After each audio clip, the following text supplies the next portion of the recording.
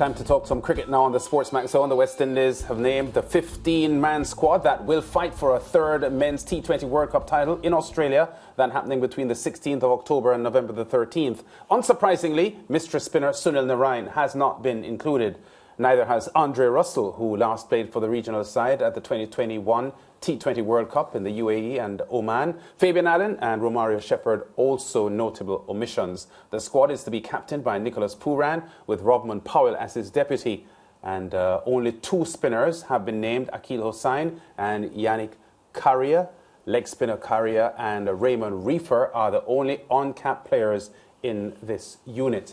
Opener Evan Lewis returns for the first time since last year's World Cup and joins Kyle Mears, Johnson Charles, Brandon King, Shimron Hetmar, Jason Holder, Odean Smith, Sheldon Cottrell, Alzari Joseph and Obed McCoy. The West Indies will have to play the qualifying round of the tournament, which starts on the 16th of October. They will face Scotland on the 17th, Zimbabwe on the 19th, that's the 19th, yeah, and Ireland on the 21st, with the top two advancing to the Super 12 stage of the event, which will be held in Australia. Head of the West Indies selection panel, Desmond Leo Haynes, spoke with Ian Bishop during today's CPL match between Jamaica Talawas and the St Kitts and Nevis Patriots. Haynes says the selectors have picked some players based on their good performance in the CPL. He spoke to some specific inclusions and omissions, starting with Evan Lewis. He's our best one-day cricketer. You know, he has done so well for us over the years, and we had a meeting with him, and he's committed to West Indies cricket. He told us that he's committed to West Indies cricket, and I believe he should be given the opportunity. So there's a fitness test to be done, I suppose. Well, I think an assessment of all the players must be done, because for what has happened in the past, I think the West Indies is very cognizant of that. We don't want to get guys going to World Cup. You know, it's a long way to go. Australia, it's a long way. So I guess all the players is going to have a fitness assessment. Yeah. Andre Russell, big name, big omission. Why? Yeah, well, I think that we look at it. We had a meeting with Andre Russell early in the year. We're still not convinced yet. He's not performing as well as we would like to see here in the competition. So I think in a situation like Andre Russell, I think we just decided that we'll just move on and look for someone who is in form and doing well in the T20 format. A number of people have asked about Sunil Narine for the longest while. What's his situation, Desmond? Yes, again, you know, the captain told me he has reached out to Narine, but I'm not too sure if Narine is you know, I'm not too sure if he wants to play. All right, let's move on. Romario Shepherd has been in and around the T20 squad for a while. Yeah, never hard, and that tough luck on Shepherd again. Never close call, you know. But what we are hoping, Bish, that these guys who missed out, you know, that were pretty close, that missed out, that they will continue to do well in the CPL, because I mean the World Cup is a long way from now, and you know a lot of things can happen in the World Cup. So we hope that these guys will continue to do well in the CPL, in the remaining games in the CPL, but also the 50 over competition that starts next month. You know, we're hoping that these guys can catch some form, and you know we believe in giving people opportunity so long as they're playing competitive cricket. Fabian Allen, give me some thoughts. Yes, another one that was pretty close as well. Fabian, we had a chat with him, you know, very good fielder, you know, has done very well in this format for us. It was a bit unfortunate that he was out for injury. Again, Fabian, as I said to you before, we decided to go with a one left-arm spinner. Yes, we are now joined by veteran cricket commentator Fazir Mohammed alongside the youngster Nikhil Uttamchandani to have a look at the squad. Welcome, Nikhil and Fazir. Can we start with Faz? I said at the top of the show, mild surprises in a few instances, but nothing shocking coming from the selectors, Faz? Well, it really depends on how you look at it, Lance, because from my point of view, I just want to focus on two players, for example. Indeed, a lot of what Desmond Haynes just said reveals a lot as far as the issues with Sunil Narine. Shouldn't it be the chairman of selectors speaking to Sunil Narine? Why does it have to be the captain to go and speak with someone and maybe try to persuade them and so on? But as I said, that's an aside. I prefer to focus on one who is in Evan Lewis, and one who is out in Hayden Walsh. Why has Evan Lewis been selected? I understand what the chairman of selectors has just said, but where's the evidence to support that in the last 12 months? He hasn't played for the West Indies. He hasn't scored a lot of runs in the CPL so far. And it's the same chairman of selectors who made it clear to the public that Evan Lewis didn't seem particularly inclined to play for the West Indies in matches leading up to the World T20. So now we have a World T20 and we hear about a player's commitment. So if there was any doubt, we now know officially that West Indies cricket is a doormat where players wipe their feet, come in when it's convenient and leave when it's convenient. Yeah, but Faz, if I listen to the selectors, I would have to assume that having not picked Andre Russell and Fabian Allen on the back of his comments about doubting people's commitments and picking Evan Lewis, maybe there was a conversation that convinces him that Evan Lewis is ready and willing. Well, why was there a conversation?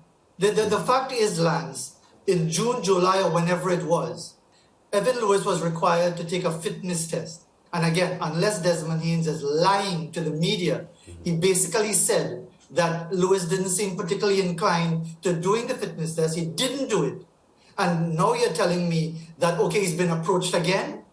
So the point that I made earlier, some time ago, about begging people to play for the West Indies still seems to apply. Yeah, Nikhil, this squad missing some players who are world-rated, Andre Russell, the primary one. Is this a solid squad that can challenge for the title in Australia?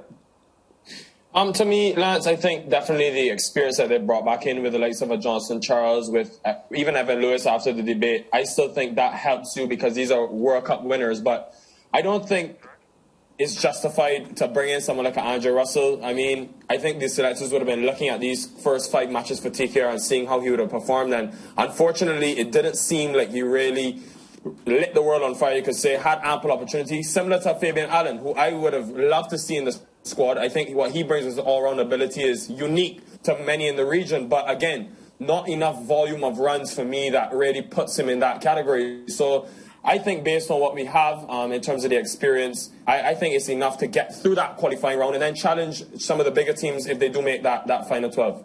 Yeah, on the point that Fazir made about Evan Lewis and his relative inactivity and the conversation that was released between himself and Desmond Haynes and his seeming nonchalance about playing for the West Indies, I asked Fazir then, Nikhil, if he thought it was in the West Indies' best interest for our chief selector to have a word with Evan and to try to talk him around. It appears that that has happened. Are you supporting this selection in the squad, given the makeup of the 15?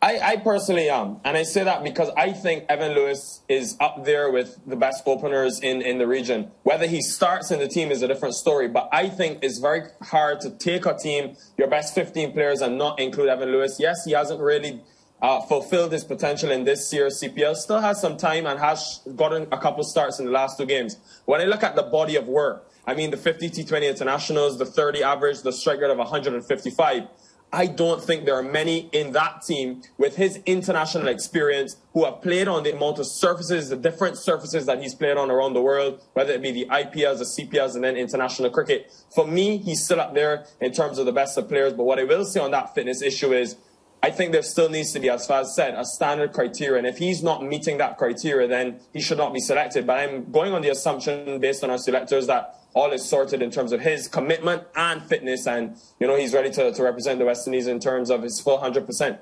Fazir, some time ago we had the Evan Lewis discussion, and I was the one who put the point to you of whether or not Desmond Haynes should, you know, try to reach out off the air and try to talk him around. And you said, no, you should be begging players to play for the West Indies. And I was in full agreement with you at that time. And I did say to you that if it wasn't the job of a chairman of selectors to take the best available players into a squad to represent the country, the team in international cricket. And by virtue of how those talks went, obviously, Evan Lewis made himself available by virtue of speaking with Desmond Haynes, notwithstanding the foolishness that went before. So, shouldn't we congratulate Desmond Haynes for getting Evan Lewis back on the right side, Faz? Absolutely not. And just before I continue that point a bit further, I mentioned one player who's in Evan Lewis, one player who's out, Hayden Walsh. I think we're going to come to Hayden Walsh first. I didn't want you to reach Hayden Walsh yet. I was going to come to that. Give you clear taps. Okay. Deal with Evan Lewis first. Yeah. But finishing up on the point on Evan Lewis, if Evan Lewis scores 100 in every innings right up until the final on November 13th, I wouldn't change my opinion. He would have proved me wrong as far as worth his place in the team. But my issue, gentlemen, is the principle.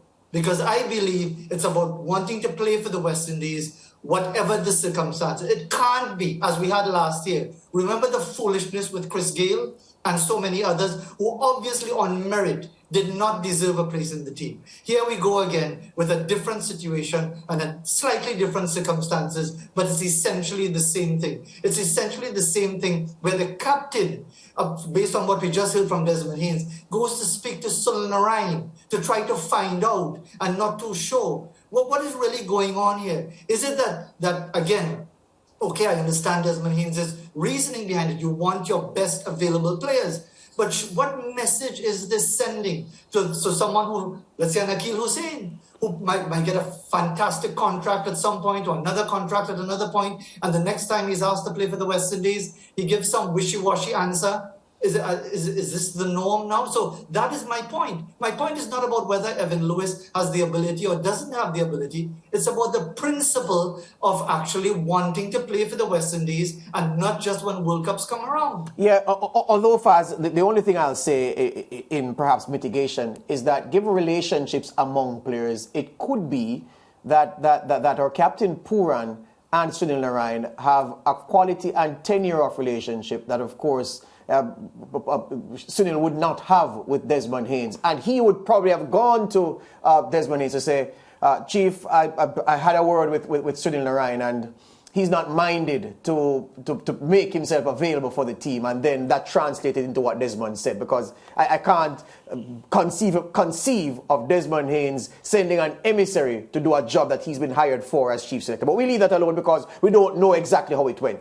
Hayden Walsh Jr. now Fast, because like you, I looked for two names on the thing. I mean, I'm okay with what has been selected, but I looked for Fabian Allen and I looked for Hayden Walsh Jr. and I'm saying, Hayden Walsh Jr. gone? Fabian Allen missing? Talk to me about Hayden Walsh Jr. Why do you think he should have been selected?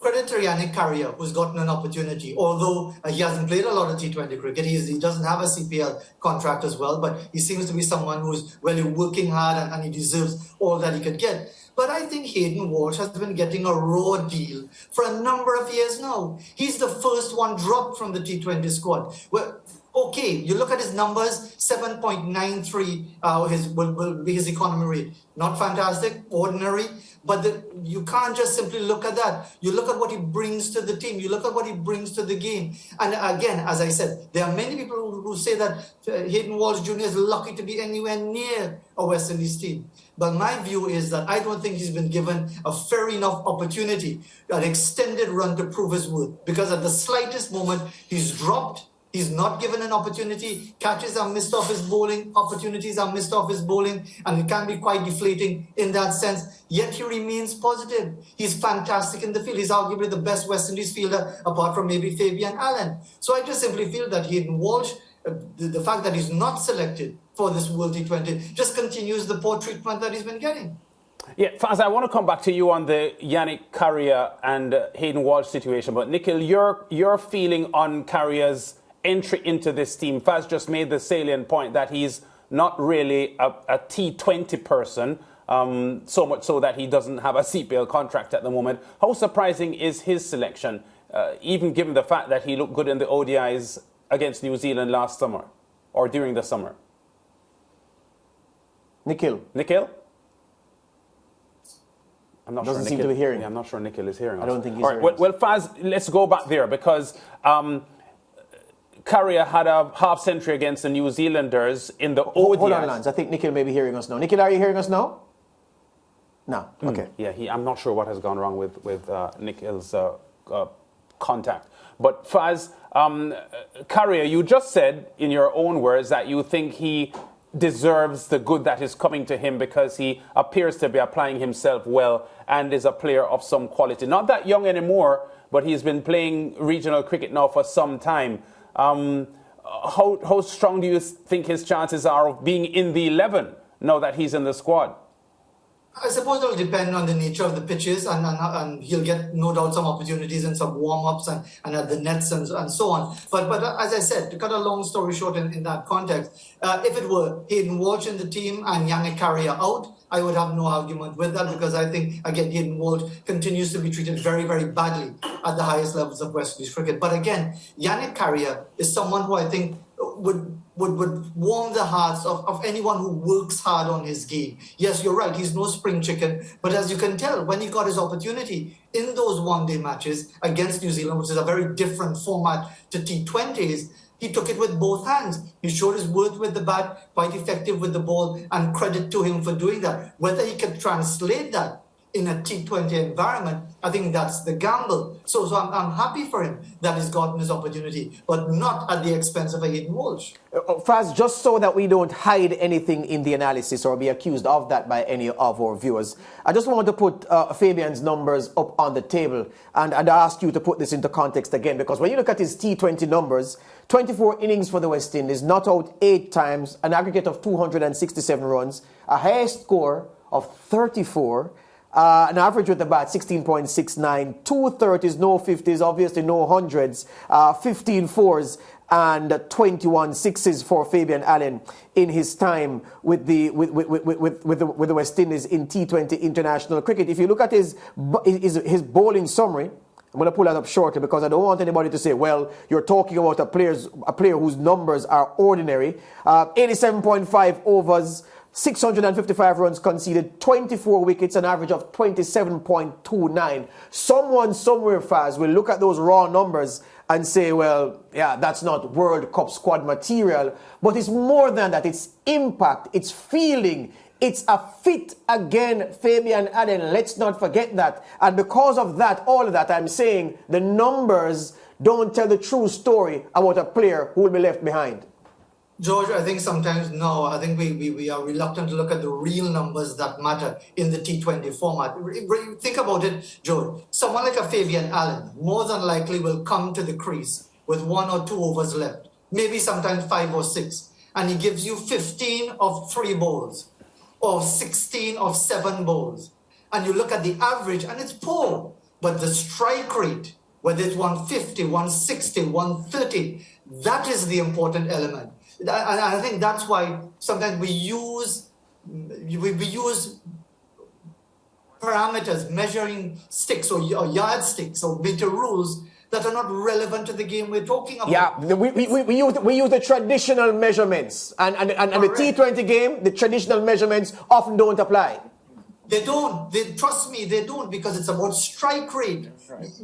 I trust me on this. If someone can tell you that this player is guaranteed to give you 15 of 3 balls every time he walks to the crease, you're talking to a multimillionaire, because that is someone who's going to win it for you at the death, even though it means nothing as far as the overall numbers. By the same token, economy rate is vital. Averages and wickets and so on are a guide, but economy rate, if you're going at less as a spinner, at less than 7 runs per over, you're outstanding, which is why Sunil Narine remains one of the outstanding bowlers in the T20 format. Yes, averages and wickets are a guide, but again, if you can say this bowler is going to bowl 4 overs for less than 28 runs, again, you're talking to another multimillionaire. Yep. Yeah. Nikhil, I think you're hearing us again.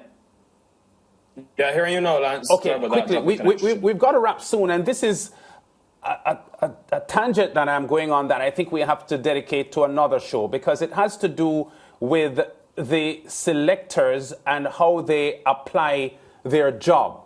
Kyle Mears, at the moment, is a sure pick in the West Indies team.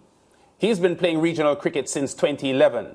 He didn't make the West Indies team until 2020. So he played 9 years of cricket before the selectors embraced him. I know he may not have set the world on fire, but is there something to be said about a player's temperament and a player's acumen to perform at the highest level with dedication and commitment, even though some statistics may not be compelling? Because I think Kyle Mears at the moment is a player that every West Indies cricket fan admires in a big way. And I'm just wondering if someone like Yannick Cariah, who sort of had his trajectory may have this in him as well. Yeah, I think it's a great point, Lance. My problem with the Yannick Cariah selection is it's not only for a series, an international series. We're going into a T20 World Cup. So whilst he definitely did impress at Kensington Oval, I think when I look at the history of spinners doing well in the Big Bash in Australia and in those conditions, I look at Rashid Khan, who's picked up wickets there year after year, Qais Ahmed from Afghanistan, slower traditional wrist spinners who are able to spin the ball. I look at Hayden Walsh Jr. and I compare him to Cariah, and I think obviously Hayden Walsh being a lot more experienced with the 38 T20 internationals. And yes, he didn't have the best of years. They'll look to that New Zealand series he previously played in and went at over 10 and over. But I agree completely with Fazir Mohammed. I think the situations that Hayden Walsh has been in is very tough for him to thrive. I look around at some of the other teams who use their wrist spinners and they put them in positions to continue to do well because we know leg spin is extremely tough. We know that you need to be in a rhythm consistently to bowl and be good at that level. And I don't think Hayden Walsh Jr. has had ample opportunities to prove that. So heading into a T20 World Cup, whilst, as you rightfully mentioned, the trajectory of Cariah could be that, he does very well in the format. But going into this World Cup with so much at stake for the West Indies, I'm backing experience over the unknown. Fazir, we're out of time. I'm stealing time here from our producer. Thank you very much, Ricardo.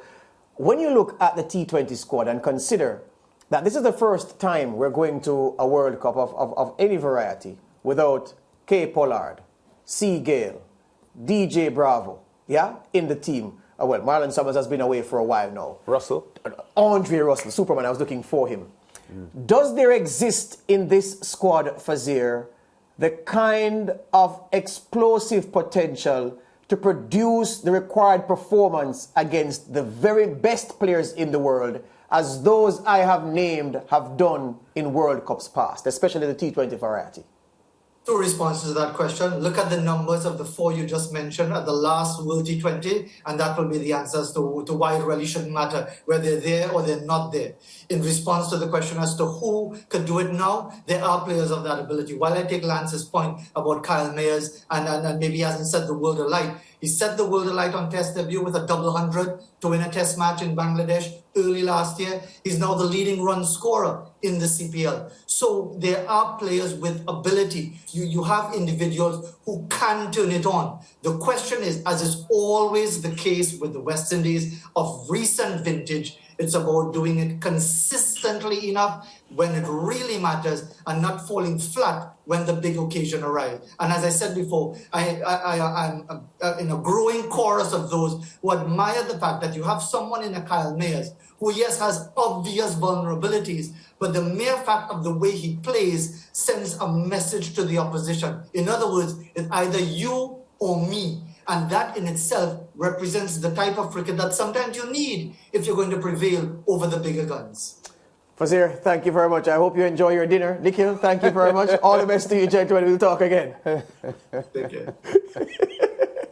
Break time here on the SportsMax Zone.